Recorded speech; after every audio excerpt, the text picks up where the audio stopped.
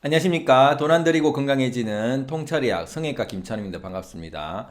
오늘 주제는 방광염에 대해서 설명드리고자 합니다. 방광염은 급성 방광염, 그리고 만성 방광염, 그리고 요즘 많이 환자분들이 생기는 과민성 방광염이 있는데 그 중에서 이제 과민성 방광염에 대해서 좀 주로 말씀드리고자 합니다. 과민성 방광염이라 하는 것은 안쪽에서 문제가 생겨서 방광염이 생기는 것인데, 그럼 안쪽에 있는 오줌, 소변에 독성이 많다, 찌꺼기들이 많아서 생긴 것이다. 그래서 방광이 예민해졌다는 것이거든요. 그럼 이런 소변에 강한 독성 물질들이 많게 된 이유는 림프에 찌꺼기들이 많이 배출되어서 생긴 것이고요. 이렇게 림프에 배출을 막는 것은 콩팥이 되겠습니다. 결국 콩팥에서 림프를 정화를 할 때 림프의 오염 물질이 소변으로 다량 배출이 많이 돼서 생기는 것인데, 이렇게 많은 오염 물질이 배출되는 이유는 피부에서 땀을 흘리지 않아서 생긴 것이다. 결국 이런 과민성 방광염은 피부의 호흡과 관련된 것인데요. 무슨 소리냐 하면, 이런 림프의 오염 배출은 두 가지로 배출됩니다. 첫 번째는 땀, 두 번째는 소변인데요. 대부분 소변으로 배출이 많이 된다고 생각하지만 반반 나눠서 콩팥에서 반 틈을 내보내고 피부에서 반 틈을 내보낸다, 이렇게 이해하시면 되는데, 과민성 방광염이 있는 분들은 피부의 호흡, 결국 땀을 잘 흘리지 않는 경우가 많다. 그러니까 운동을 별로 하지 않다 보니까 오롯이 콩팥에서 정화를 많이 하게 되겠죠. 나머지 50%를 더 오염 물질을 정화를 해야 되다 보니까 찌꺼기들이 방광에 더 많은 독성 물질을 가지게 되고, 이런 찌꺼기들이 방광에 오랫동안 머물러 있게 되면 그만큼 방광에 자극을 주게 되겠죠. 이렇게 방광에 오래 머물러 있다는 것은 한마디로 회사 사무실에서 계속 앉아서 일을 한다든지 별로 움직이질 않는다든지 오랫동안 서 있는다든지 이런 식으로 땀을 잘 흘리지 않고, 이런 직업군에서 과민성 방광염이 많이 생긴다. 그러면 이런 독성 물질들은 어디서 온 걸까요? 림프의 오염 물질인데, 이 영상을 보시면 아시겠지만 이런 림프의 오염 물질을 일으키는 원인은 식품 첨가제나 환경 호르몬이나 그리고 우리가 먹었던 음식 중에 각종 화학 첨가제들로 이루어지는 경우가 많죠. 특히 탄수화물 같은 경우에 유통기간을 늘리기 위해서 보존제를 쓰고, 맛을 내기 위해서 감미료를 쓴다든지, 색을 좋게 내기 위해서 색소제, 그리고 향을 좋게 하기 위해서 착향제, 이런 식품 첨가제들이 계속 입으로 들어감으로써 우리 몸에서 찌꺼기들이 많아진다. 그런데 우리 몸에는 정화작용이 있어서 림프를 콩팥이 정화를 해서 찌꺼기들을 소변을 내보내고, 또 운동을 했었을 때 땀으로 내보내는데, 이런 땀을 잘 흘리지 않거나 오랫동안 움직이지 않는 자세로 유지가 많이 되어 있거나, 또 먹는 음식이 가공 탄수화물, 커피라든지 도나스, 라면, 편의점 음식들을 많이 먹는 사람들, 결국은 저녁에는 폭식을 하면서 배달을 시켜 먹고 낮에는 사무직에 있으면서 움직이지 못하고 아침이나 저녁으로 운동을 하지 않고 편하게 소파에서 눕는 이런 현대생활에서 편리한 이런 습관들이 결국은 과민성 방광염을 만든다, 이렇게 이해하시면 되겠습니다. 게다가 물을 잘 마시질 않는다. 왜냐하면 소변이 자주 마려우니까 물을 더더욱 잘 안 마시려고 하겠죠. 그러면은 콩팥에서는 정화 능력이 훨씬 떨어지게 되고, 또 반대로 너무 땀을 많이 흘린 경우도 우리 몸에 수분이 많이 부족해져서 콩팥에서 소변의 농도가 짙어지면서 만성 방광염을 일으키기도 합니다. 이런 방광염은 특성상 여성분들이 남성보다 좀 더 잘 걸리는데요. 해부학적 특성상 요도랑 질과 그리고 항문과 많이 가깝다 보니까 항문에서 요도로 감염이 일어나기도 쉽고, 화장실을 자주 들락날락 하는 것이 부끄럽다고 생각을 하는, 이런 것 때문에 방광에 오랫동안 소변이 머물러 있다든지, 자주 소변을 마려우니까 물을 잘 마시지 않는다든지, 그러면서 스트레스를 받으니까 탄수화물을 많이 먹게 되고, 귀찮아서 운동을 하기 싫어서 땀을 흘리진 않고, 그래서 한 자세로 오랫동안 있는, 이런 여러 가지가 남성보다는 여성이 좀 더 걸리기 쉽다, 이렇게 이해하시면 되겠습니다. 그러면 이런 과민성 방광염은 어떻게 과연 치료를 해야 될까요? 원래는 소변이 콩팥에서 깨끗하게 정화를 하면 소변은 아주 맑게 나오게 되고, 이런 소변이 맑다면은 균이 자랄 확률이 훨씬 적게 됩니다. 결국 우리가 하수도관에 찌꺼기가 많아서 그게 곰팡이나 박테리아가 자라듯이 하수도관이 항상 깨끗하게 유지가 되면 이런 세균들이 자랄 일이 없게 되겠죠. 그러면 먼저 이런 하수도관을 깨끗하게 하는 습관을 가지면 좋겠다. 결국은 림프가 오염되지 않는 이런 습관을 가지면 좋겠다라고 이해하시면 되겠습니다. 그러면 첫 번째는 가장 중요한 원인인 화학 첨가제가 들어가지 않도록 해야 되겠죠. 그러려면 가공 탄수화물을 드시지 않고 식품 첨가제가 들어가 있는 편의점이나 배달 음식을 드시지 않는 게 좋겠다. 그럼 어떤 음식을 드셔야 될까요? 이런 식품 첨가제가 없는 가공 음식이 아닌 자연 음식, 예를 들어서 야채나 채소나 과일, 밥도 현미 같은 도정이 안 된 쌀을 먹는 게 훨씬 좋겠고요. 두 번째는 물을 많이 드시는 게 좋습니다. 화장실을 자주 다니셨던 분들은 물을 일부러 적게 드시는 분이 계십니다. 그래서 커피는 많이 마시고 물은 적게 마셔서 오히려 방광염을 더 유발할 수가 있기 때문에 커피나 콜라 같은 카페인은 드시지 마시고 오히려 물로 우리 몸에 있는 림프를 희석시켜서 이런 농도를 줄인 것이 방광을 정화하는 데 도움이 될 수 있다. 세 번째는 림프를 배출을 해야 되겠죠. 이런 오염된 림프를 배출하기 위해서는 땀을 흘리셔야 됩니다. 그래서 운동을 꾸준히 하셔서 매일이나 이틀에 한 번씩 정도 땀을 내셔가지고 이런 방광의 부담을 피부와 나누어서 한 기관에서 너무 부담이 되지 않도록 결국 땀을 많이 흘리셔야지 방광이 좋아질 수 있다. 이런 개념을 이해하시면 되겠습니다. 그리고 세 번째는 아무리 땀으로 배출했더라도 림프가 깨끗해지는 시간은 밤입니다. 이 밤에 멜라토닌이 손과체에서 나와서 림프를 자정작용을 하게 됩니다. 이렇게 림프를 씻어주는, 청소를 해주는 역할은 밤 11시부터 4시 사이 가장 어두운 시간에 자정작용을 하기 때문에 너무 늦게 자거나 화장실을 밤마다 가서 수면의 질이 떨어지는 이런 것들이 과민성 방광염을 악화시키는 요인이 될 수 있다. 그래서 과민성 방광염이 있어서 잠을 잘 못 주무시는 분들은 결국은 멜라토닌이 부족하다는 뜻이고, 이렇게 멜라토닌 부족하다는 것은 낮에 햇빛을 잘 보질 않아서 피부에서 합성되는 비타민 D가 세로토닌을 합성하는 데 도움을 주고요. 이 세로토닌이 밤에 멜라토닌으로 바뀌기 때문에 결국 잠을 잘 못 주무시는 분들은 햇빛을 많이 보셔야 된다. 거꾸로 말하면 과민성 방광염이 있는 분들은 늘 실내 생활하고 사무실 생활을 하다 보니까 햇빛을 보질 못해서 불면증에 시달리고 또 화장실을 밤에 자주 가는 행동들이 더욱더 악화를 시켰을 수 있다. 이렇게 이해하시면 되겠습니다. 오늘 어떠셨습니까? 이런 과민성 방광염은 결국 우리가 편리한 현대 생활에 의해서 생겼다. 한마디로 물은 적게 마시고 카페인은 많이 마시고 또 잠은 늦게 자고 운동해서 땀을 흘리는 것은 잘 하지 않고 가만히 앉거나 가만히 서 있거나 하는 이런 자세로 일을 많이 하고 햇빛을 보지 않는 이런 행동들이 결국은 들어가는 오염물질은 많고 그리고 땀으로 흘리질 않고 방광에 오롯이 있으면서 물은 적게 마셔서 농도는 짙어지고 카페인을 섭취를 해서 훨씬 더 많은 오염물질이 방광에 쌓이는데 그것을 오랫동안 저장해서 화장실은 몇 번 가지 않고 그러다 보니까 방광이 탈이 날 수밖에 없는, 결국 땀을 흘리지 않고 편한 생활을 해서 생긴 것이다. 그래서 과민성 방광염을 치료를 하기 위해서는 이 생활을 완전히 바꾸어서 매일매일 땀을 흘리고 카페인과 탄수화물은 끊고 야채, 채소, 과일, 현미 같은 것을 매일 드셔서 림프를 정화시키고 땀을 배출을 하고 잘 때 일찍 자가지고 이런 림프 자정작용을 계속 해주시면 림프는 깨끗해질 수 있고 그러면 방광은 부담이 훨씬 덜해서 과민성 방광염을 약 없이 치료할 수 있는 아주 좋은 방법이 있기 때문에 여러분들의 생활을 바꾸시면 어떨까 싶습니다. 감사합니다.